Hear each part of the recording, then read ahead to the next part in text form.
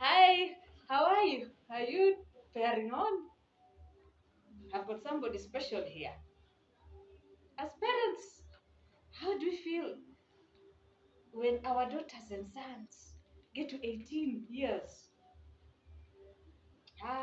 Yay! We are now having adults in the house. So today I'm going just to talk to my little niece here. She's Stephanie. Such a sweet soul.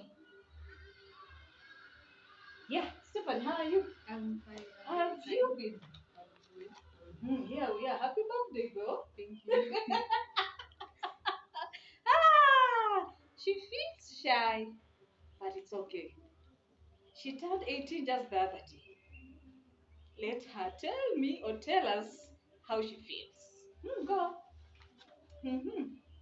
Honestly, I don't feel much of a difference. I think it's just because it was just the other day. But I think it will hit when we start signing up for IDs, university, graduation.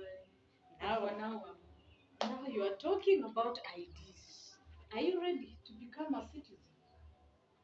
I don't think so. And you know, when you're now 18 and you're having an ID, you are now responsible. Exactly. Yes. That safety of being at home. You are no longer in your It's no parents' longer there. arms. Our workers' parents just to follow you and pat at your back slowly. No more kubembeleza. So that safety is what I think most of us fear to lose. Why do you fear? Because like in university, there's no one to follow you. Come do your homework. Come do this. Come do that. In school, you're given money for break. But isn't that what you were looking for? Most 18-year-olds. Hey, I want to be so free. My mom and dad are following me up. Isn't that what you are looking for? Most 18-year-olds and above. It's easier to talk until you're actually there. Yes, When you turn 18, it starts to click, and then you just start to feel scared. But I think we manage when we get there. Yes, indeed. We'll manage because I was once an 18-year-old. I was so scared of the world ahead. But slowly by slowly, as she says, they'll get used to it. Back to the story now. Serious story. Dating thing. We have to talk it out. As parents, we have to talk it out. Yes. When somebody comes your way and says, hey, you look nice. How do you find dating? I mean, I think the most important thing, even as we were growing, was to have our parents advise us on these things. So when we go up there, it's not like we're surprised. You know what to do. So I think I'm just grateful that I've had my auntie, my mom advising me on some things. Yes. So at least it won't really phase me. It's nothing new. It's nothing that I can't handle. So I think. And because if you notice very well, nowadays, even before you get to 18 years, you find somebody, Peter, Jen, or whatever guys, having a boyfriend. They started dating long time ago. So it's quite a challenge. It's quite a challenge, but it's personal. To me, I think it's personal. You either date or not. But also just the way our generation is, Yes, the peer yes, pressure, yes. and then we don't like telling our parents everything. So we Yes. just Why do you hide them from us? Mommy, niko na ka boyfriend. You don't want to tell me. You think I'll beat you? but that's what happens most times.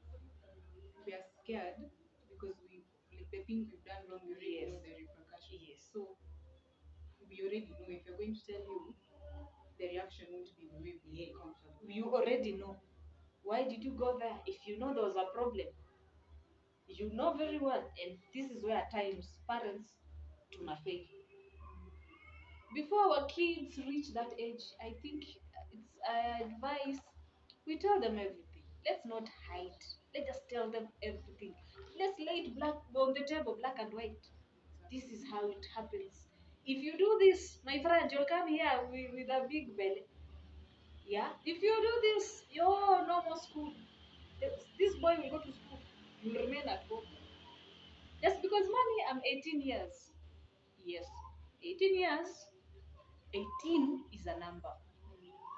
But what matters is you. So You. yeah, Yes. that advice is very important, especially not even just when we get to 18, Yes. but when we are even from 13, 14, Yes, yes, yes, yes. in bits. Tell us, kidogo, this is how it is, be careful. Because Step now by if you step. don't tell us, if you don't know these things, we'll go there to discover for ourselves. And Then when we discover for ourselves, you come back with issues. that's You when come back home. Yeah, that's when things go south. Yes. So I think just our parents should also be our best friends, such they can just tell us anything anytime. We can tell them. Just that openness, I think, will just really help with our maturity and how we act when we go out into the world. Yeah, it's the best way to go. I side with that. Being open is the best way to go. And also, there's this thing by the name bullying. Oh, she's too big, she's too tiny, he's too tall, he's too dark.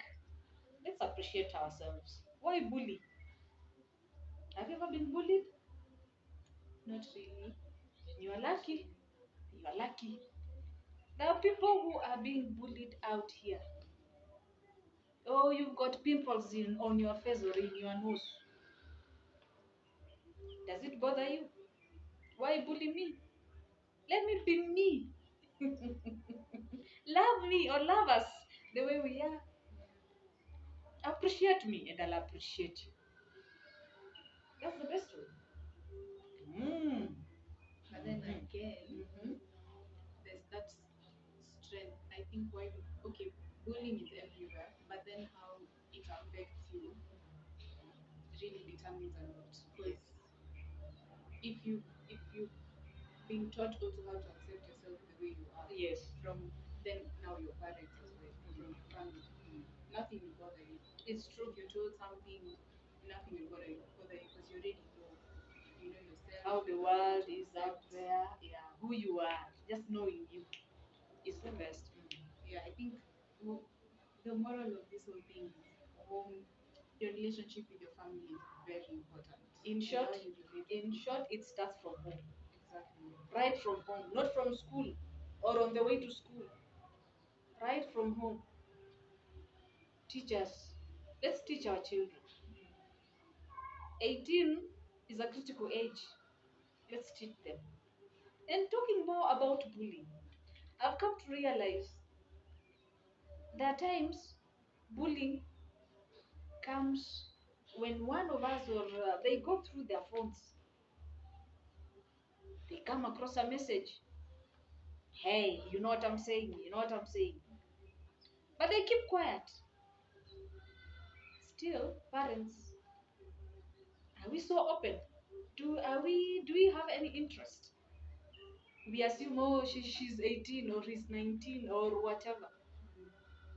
Until she's matured. Are we interested? Technology. We say digital and analog. Are we interested? Yes, Stephanie.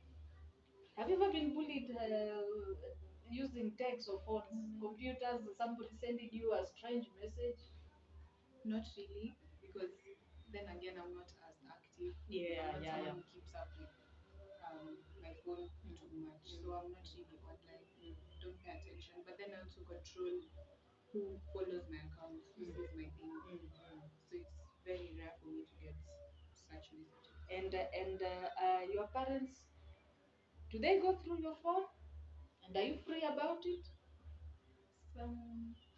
Sometimes my problem isn't okay. I think how do I put it? When I don't think I mind you going through my Yes, phone, yes, yes. but I also just think you should also trust me. Not everything that I'm doing, Yeah, it's against. like helicopter. Yes, yes, yes. But then also I think even just because we know more of technology You than are many right. people, You are right. it's so much easier to hide something. So you look through my phone and it's just useless. Yes. Because I've hidden everything. I'll give you an incident. There's a day I was going through a phone. I'm not going to mention the person. So I went through it, through what all sites and whatever. I'm suspicious of what they're doing. Later aliniambia, you don't know, you are analog, we've hidden this thing hapa. So digital parents, analog parents, how do we do this? Because that's where most of Yes, us catch you. yes. We And know this you don't and know. this technology, I call them digital age. My friend, they'll just cheat you. You are seated here and she's seated here, chatting with boyfriend, and you are here. Let's embrace these kids. Let's just still love them. Let's be open to them, and they'll be open to anything. Watatuambia technology, and there are risks. Do you know there are risks in technology? And let's say using phones. Terrorism, for example, like the games. You are inducted.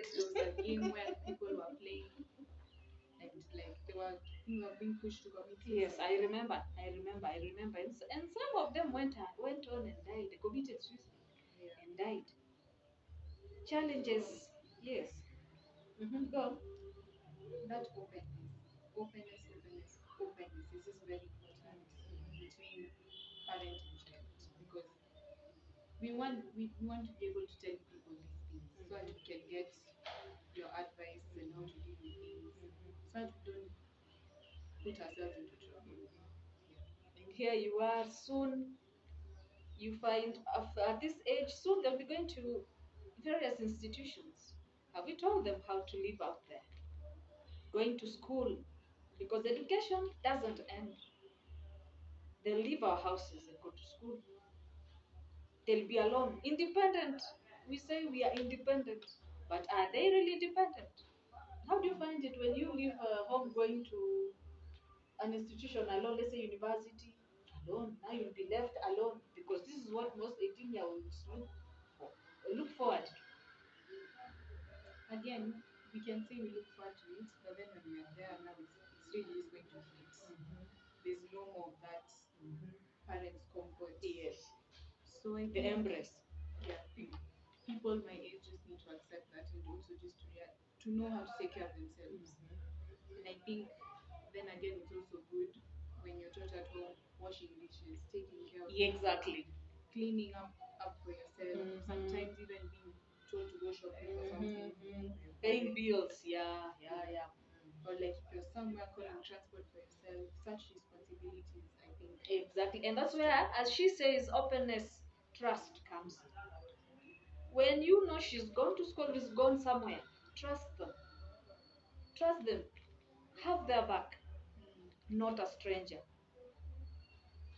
Because they're now learning. Soon they'll be like us. And now there's this thing, peer pressure. Friends.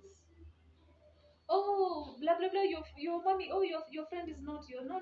You need to try something. Let me say a certain drug. How do you find it dealing with peer pressure?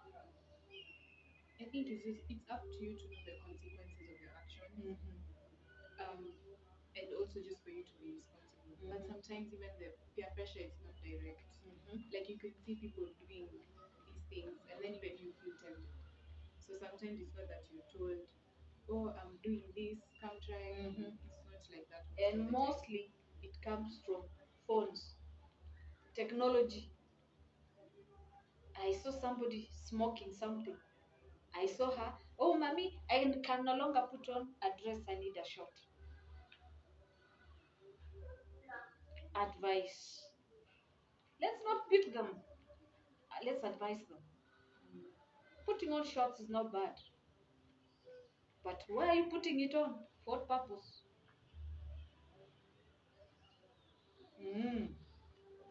It's a challenge to us parents. What else can you tell us? I think I'll just reiterate what we talked about. Trust and openness, especially the older we get. Because we want to feel the feeling of being trusted is actually having that trust from our parents. Yeah. Is just very it's very, it makes you feel really mature and responsible. Yes. And this self-esteem, self-esteem. Who is supposed or who ought to tell the children, you are amazing? Is it their friends or you as a mother or as a father? When they hear when they go out there in it's called what? In the group, you end up sleepovers. Hey, you are clean. Oh, you are nice. Oh, your hair looks nice. As a mother, were you the first one to tell her? Or were you the first one to tell him? You are growing up. You are a tall, handsome boy. Let's encourage them. How do you find self-esteem? It's difficult to manage. Majority of us, I think, our self-esteem is It's true. It is very true. It is very true. I always look at or in the mirror. I talk to myself. You are beautifully and wonderfully made. Come and tell me, oh, primo, blah, blah, blah. Oh, Steffi, oh, you are. No. Deep within your heart. And as long as mommy has my back or daddy has my back, we are good to go. Once more, congratulations. Turning 18. Yay! Welcome to the world. Thank you. But don't be fooled. Love yourself. Be you. Do you. Yay! Steffi, bye. I